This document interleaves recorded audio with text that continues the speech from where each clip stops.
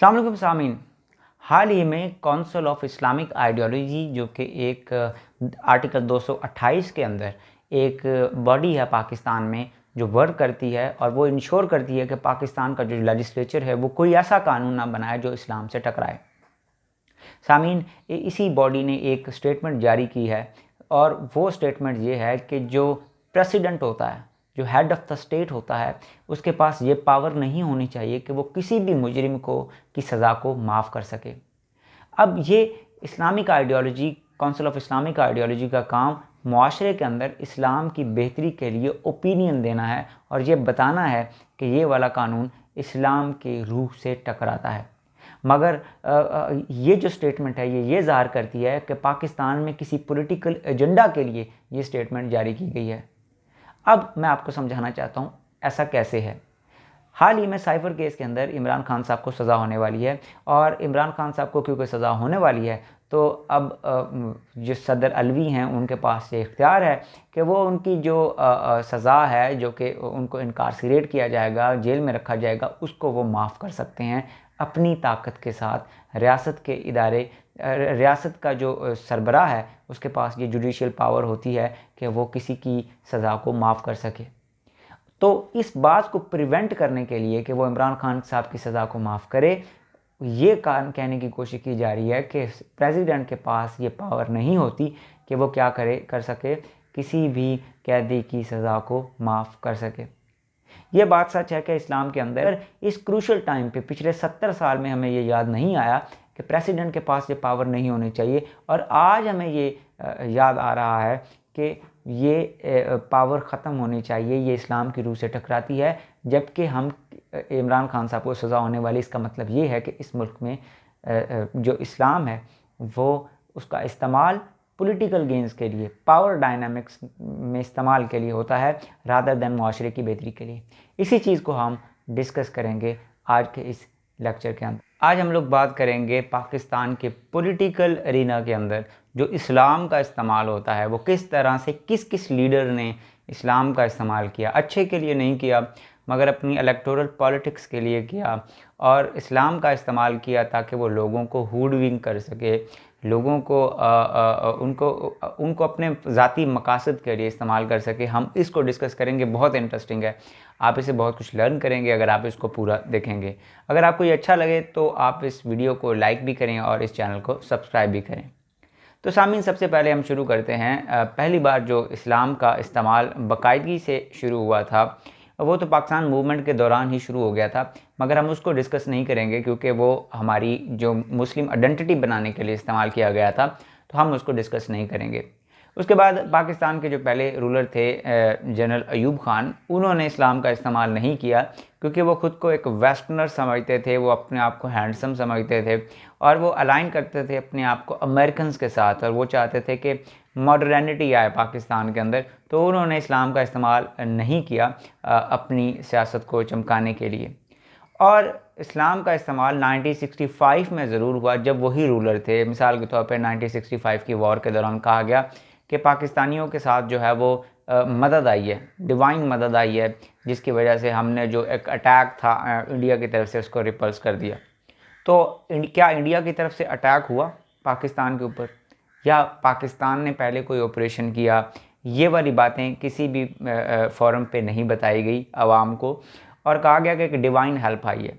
तो अगर 1965 में हमें डिवाइन हेल्प आई थी तो 1971 में क्या हुआ था, तब डिवाइन हेल्प क्यों नहीं आई थी? कुछ ही साल बाद जब हमने बांग्लादेश के अंदर ऑपरेशन शुरू किया तो वहाँ पे डिवाइन हेल्प क्यों नहीं आई? तो 1965 में ही इस्लाम का इस्तेमाल शुरू हो गया था। रियासत के जो लोग हैं उन्होंने अपने इंटरेस्ट के लिए इसका इस्तेमाल करना शुरू कर दिया था। तो उसके बाद भुट्टो आए। तो भुट्टो साहब जो थे ये शुरू में तो रूल करते रहे, एक बड़े कैरिज़मेटिक लीडर थे, पॉपुलिस्ट लीडर थे जो आवाम के इमोशंस को उभार के आवाम की हमदर्दी हासिल किया करते थे। मगर ऐसा हुआ कि जब उनको लगा कि उनकी एक ही राइवल पार्टी है और वो राइवल पार्टी जमात इस्लामी है और जमात इस्लामी की स्ट्रीट पावर बहुत है और जमात इस्लामी उनको ब्रिंग डाउन कर सकती है, तो उन्होंने भी इस्लाम का इस्तेमाल इलेक्टोरल पॉलिटिक्स में फ़ायदे के लिए शुरू कर दिया।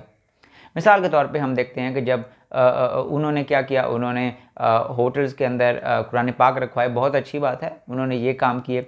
उसके बाद यानी इस्लामिक जो स्टेप्स हैं वो लेना शुरू कर दिए। और उसके साथ साथ उन्होंने क्या किया, इस्लामिक सोशलिज़म का नारा लगा दिया। हालांकि अगर हम इस्लाम की स्टडी करें तो इस्लाम में सोशलिज़म का कोई कंसेप्ट नहीं है।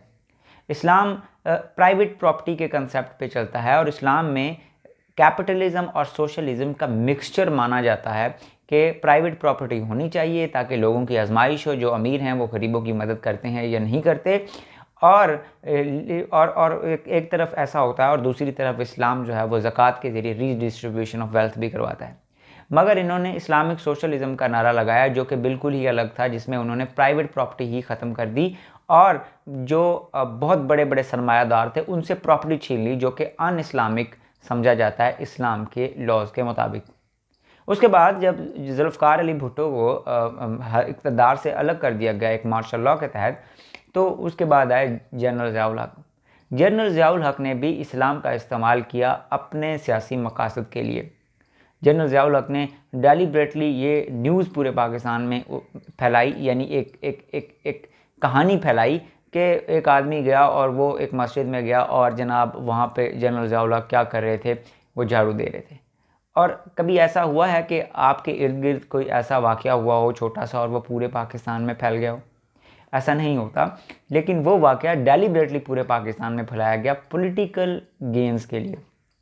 इसी तरह से जब जनरल ज़ियाउल हक़ आए और उन्होंने कहा कि मैं पाकिस्तान में इलेक्शंस करवा दूंगा 90 दिन में और मैं मर्द मोमिन हूँ, उन्होंने अपने आप को मर्द मोमिन तो कहा, मगर ये भूल गए कि इस्लाम का सबसे पहला कायदा ही ये है कि झूठ नहीं बोलना चाहिए। उन्होंने 90 दिन का वादा किया, मगर 11 साल इक़्तिदार में रहे और उन्होंने इलेक्शंस 90 दिन में नहीं करवाए। मतलब ये कि पहला ही वादा जो मर्द मोमिन ने किया वो झूठा साबित हुआ। 1990s में नवाज़ शरीफ इन्होंने भी मज़हब का इस्तेमाल अपने पॉलिटिकल गेन्स के लिए किया। बेनज़ीर भुट्टो की तस्वीरों, फ़ोटोशॉप तस्वीरें हेलीकॉप्टर से गिरवाने का जो एक तजुर्बा है ताकि उनका करैक्टर असैसिनेशन किया जा सके और कहा जा सके कि हम एक इस्लामिक सोसाइटी हैं और इसमें औरतें नहीं होनी चाहिए और इसमें औरतों के लिए कोई जगह नहीं है कि वह पॉलिटिक्स में हिस्सा ले रहे हैं। यानी पश्तून वाली का इस्तेमाल इस्लाम की लेजिटिमेसी दे के करने की कोशिश की और पंजाब के अंदर NTPP सेंटिमेंट्स फैलाने की कोशिश की, ये कह के कि बेनज़ीर एक औरत है और उनका लिबास जो है वो वल्गर होता है और ये हमारी जो ट्रेडिशंस हैं इस्लामिक ट्रेडिशन उसके ख़िलाफ़ है और वो भी बोगस तरीके से, यानी फ़ोटोशॉप जो पिक्चर्स हैं वो फेंकवाई गई हेलीकॉप्टर से। तो नवाज़ शरीफ ने भी जो मज़हब है उसका इस्तेमाल अपने पॉलिटिकल गेन्स के लिए किया।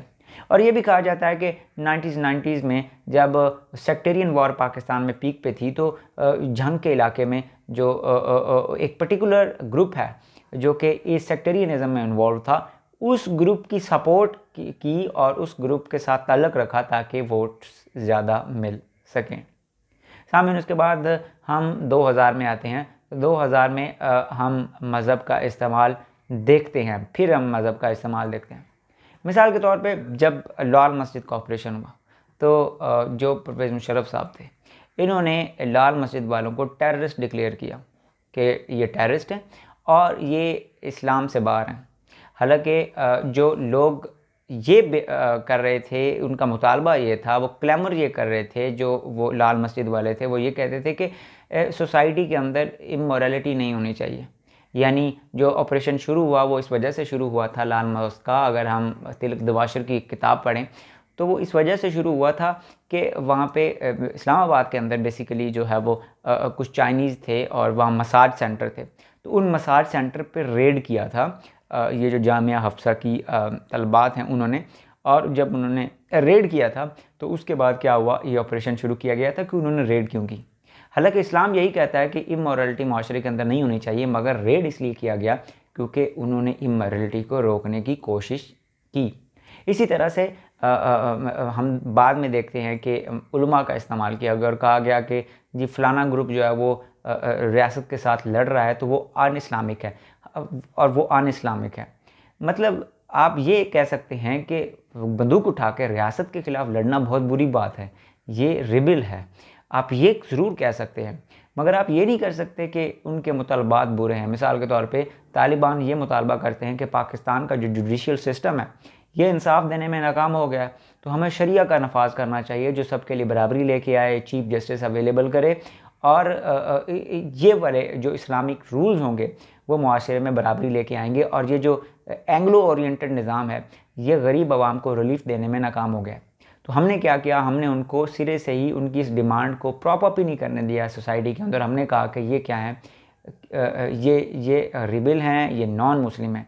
कोई आदमी अगर शरिया का नफाज चाहता है तो क्या वो नॉन मुस्लिम हो सकता है? मेरा आपसे सवाल है, आप इसका जवाब खुद समझ सकते हैं। सामीन, उसके बाद हम आते हैं हमारे महबूब लीडर इमरान खान की तरफ। तो इमरान खान साहब भी मज़हब का इस्तेमाल करते, वो हो सकता है बहुत पाइस हों, मगर उन्होंने भी मज़हब का इस्तेमाल किया है अपनी पॉलिटिक्स को चमकाने के लिए। मिसाल के तौर पे जब वो आए तो उन्होंने ऐसी कोई एक्शन नहीं लिए जिससे वो शरिया का नफाज करें पाकिस्तान के अंदर। मगर उन्होंने क्या किया, उन्होंने जब वो कंटेनर पे चढ़ के प्रोटेस्ट करने आ रहे थे तो उन्होंने क्या किया, उनके साथ जो खड़े हुए असद उमर थे उन्होंने कहा खान साहब थोड़ा सा इस्लामिक टच भी दे दें। तो इस किस्म के जो जो जो एक्शंस हैं इनसे हमें ये साबित होता है कि पाकिस्तान के अंदर मज़हब का जो इस्तेमाल है वो पॉलिटिकल गेंस के लिए हुआ है, पॉलिटिकल लिजिटिमेसी के लिए ज़्यादा हुआ है। रादर जो है वो रियल में मज़हब का इस्तेमाल करके, शरिया का इस्तेमाल करके, इस्लाम का इस्तेमाल करके मुआशरे में पॉजिटिविटी लाई जाए। सामीन, अगर आपको ये लेक्चर अच्छा लगा हो तो इस वीडियो को लाइक भी कीजिएगा, अपनी दुआ में याद भी रखिएगा। अल्लाह हाफ़िज़।